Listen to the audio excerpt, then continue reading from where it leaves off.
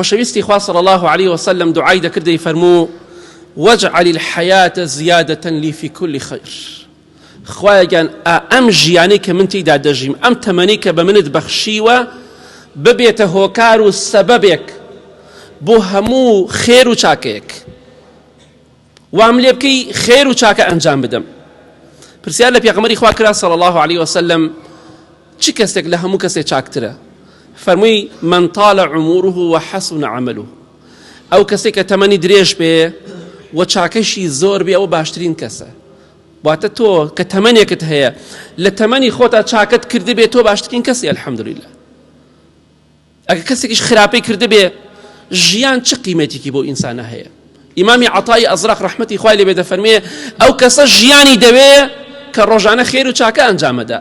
ئەگەر کەسێک ڕۆژانە گوناه و تاوان ئەنجام بدە ژیان چ قیمەتێکی هەیە بۆ کەسە؟ ژیان چ قیمەت و نرخێکی هەیە بۆ نوێژنەکەر، بۆ زیناکەر، بۆ ڕیباخۆر، بۆ کەسانی کە خۆیان نەبیر چووە؟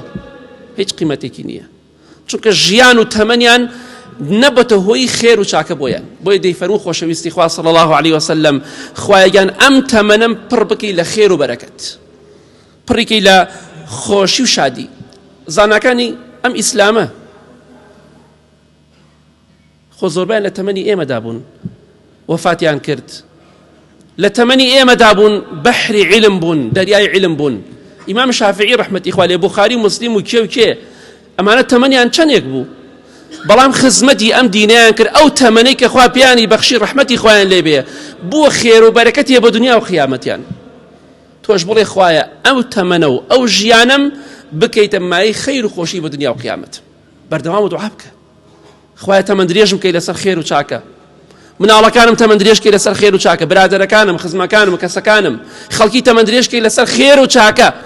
ئەو ژیانە بکەیتە مای خەیر و خۆشی بۆ دنیا و قیامەتت، چونکە لەو دنیادا بۆ خوا سەرفیکە ژیانە تەمەنت لە قیامەتیش خوا پاداشت دەدات و بە باشترین پاداشت. وەڵڵا بەهەشتێک چاوەڕێت ئەکا کە نەتبینیوە، ئەوەندە خۆشە باسی ناکرێ، خوای گەورە بێبەشمان نەکالی.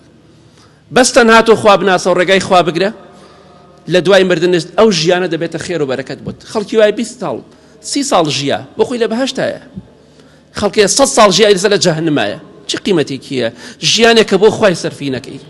هیچ قیمەتێکی نییە. بەردەوام بڵێ خوایە ژیان بکەی بە خەیر و خۆشی بۆ دنیا و قیامەت.